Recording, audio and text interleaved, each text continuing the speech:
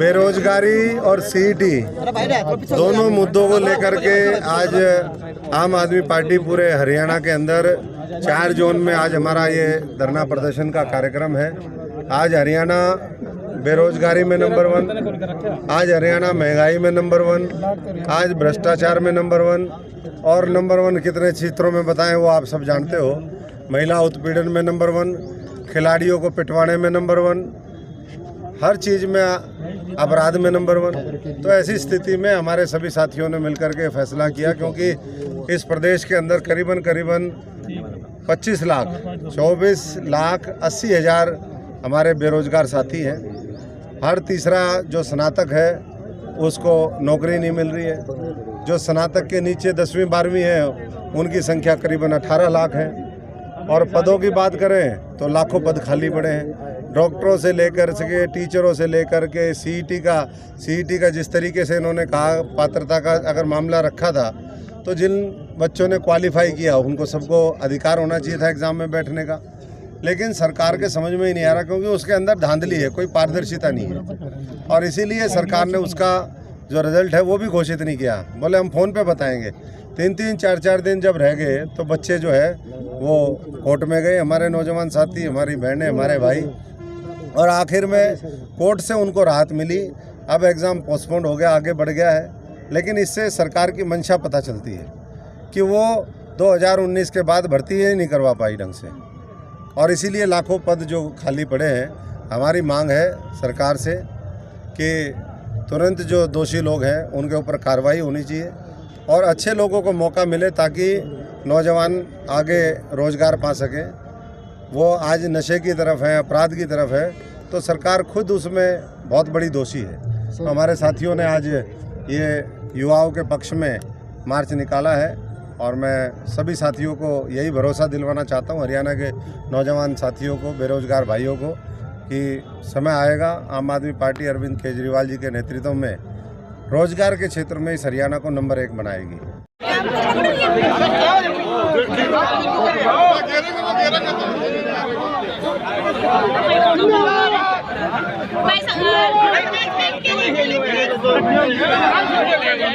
आम आदमी पार्टी का जो पूरे हरियाणा के अंदर जगह जगह प्रदर्शन है, आज उस मौके पर यहाँ पर पहुँचे सभी मेरे सम्मानित बुजुर्गों, नौजवान साथियों, मातृशक्ति, हमारी बहनें, सब जानते हैं कि लगातार किस तरीके से इस देश के अंदर भी बेरोजगारी बढ़ रही है और हरियाणा के अंदर भी।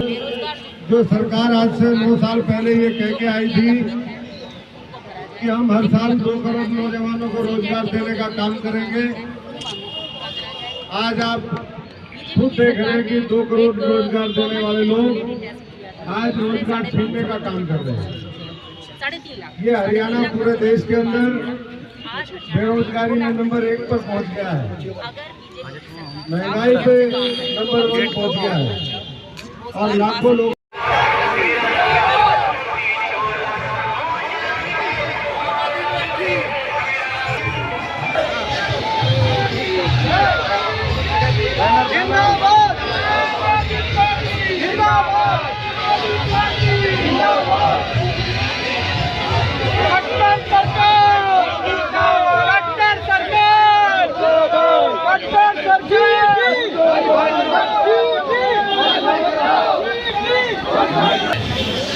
हरियाणा का शेर डॉक्टर अशोक जिंदाबाद जिंदाबाद जिंदाबाद। हरियाणा का शेर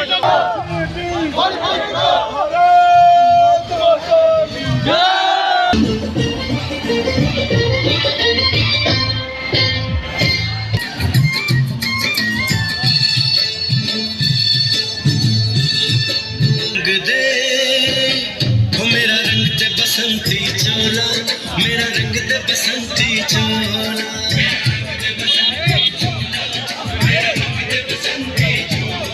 आज रंग दे, मैं रंग दे, मेरा रंग ते बसंती चोला।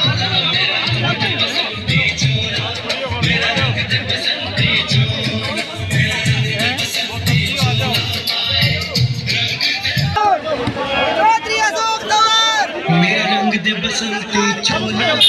में कानून व्यवस्था जो बुलडोजर चलता था, कानून व्यवस्था का भी मामला है और भी बहुत गहरी साजिश हो सकती है, और इसीलिए हमने तो उसकी निंदा करी है कि लोकतंत्र के अंदर हिंसा का कोई स्थान नहीं होना चाहिए।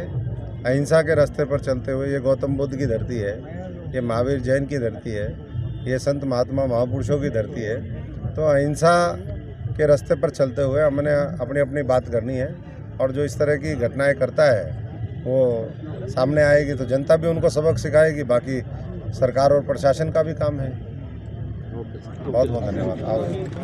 भारत माता की थे वहाँ हजारों की संख्या में लोगों ने उनका स्वागत भी किया, और उनके विजन को, उनके दृष्टिकोण को, जो वो करना चाहते हैं हरियाणा के लिए, उन्होंने आह्वान किया कि हरियाणा उनकी जन्मभूमि है, वो इसके लिए कुछ करके दिखाना चाहते हैं। सब लोग साथ दें, आगे बढ़ें। मैं समझता हूँ कि धीरे धीरे जो संगठन निर्माण का हमारा कार्य है वो जल्दी पूरा होगा, और लोग तो अभी भी जो है लड़ने झगड़ने में ही लगे हुए हैं। मेरे टाइम में तो अटैक ही करवाया था, मेरे को ये डर है कहीं एक दो मर्डर ना कर दें एक दूसरे का। तो ऐसे लोगों से ज़्यादा उम्मीद नहीं करनी चाहिए हमें। और अब आने वाले समय में विपक्ष और विकल्प दोनों धीरे धीरे आम आदमी पार्टी बन करके उभरेगी। नया नेतृत्व इस हरियाणा को देने का काम करेगी 2024 में।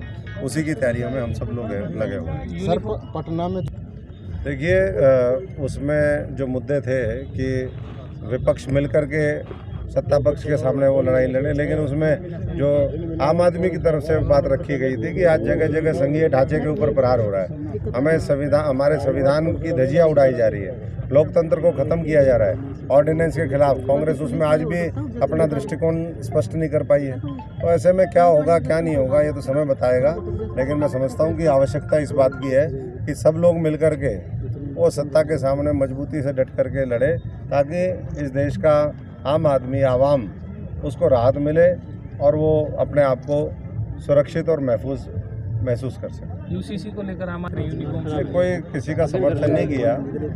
आम आदमी पार्टी का ये सीधा मानना है सैद्धांतिक तौर पे कि जो कानून है वो सबके लिए बराबर होना चाहिए। धर्म कहता है, धर्म हमें सबको अपना अपना धर्म प्यारा होता है, हमारी संस्कृति प्यारी है, लेकिन उसका मतलब ये नहीं कि उसकी आड़ में महिलाओं के ऊपर अत्याचार हो, कोई गलत कदम उठे। अगर आज़ादी के बाद, ये तो बाबा साहब उसी समय जब देश आज़ाद हुआ उसी समय लाना चाहते थे। तो बहुत सी चीज़ें हैं, मैं समझता हूँ कि जिसके ऊपर चर्चा, और आखिर में संसद है, अच्छे बुरे जो भी पहलू हैं वो संसद में डिबेट करें और इस देश को एक समान तरीके से सबको समान अधिकार दिला करके वो अधिकार दिलाने का काम करें। सर में कानून व्यवस्था जो बुलडोजर चलता था, कानून व्यवस्था का भी मामला है और भी बहुत गहरी साजिश हो सकती है, और इसीलिए हमने तो उसकी निंदा करी है कि लोकतंत्र के अंदर हिंसा का कोई स्थान नहीं होना चाहिए। अहिंसा के रास्ते पर चलते हुए, ये गौतम बुद्ध की धरती है, ये महावीर जैन की धरती है, ये संत महात्मा महापुरुषों की धरती है। तो अहिंसा के रास्ते पर चलते हुए हमने अपनी अपनी बात करनी है, और जो इस तरह की घटनाएं करता है वो सामने आएगी तो जनता भी उनको सबक सिखाएगी। बाकी सरकार और प्रशासन का भी काम है। बहुत बहुत धन्यवाद। भारत माता की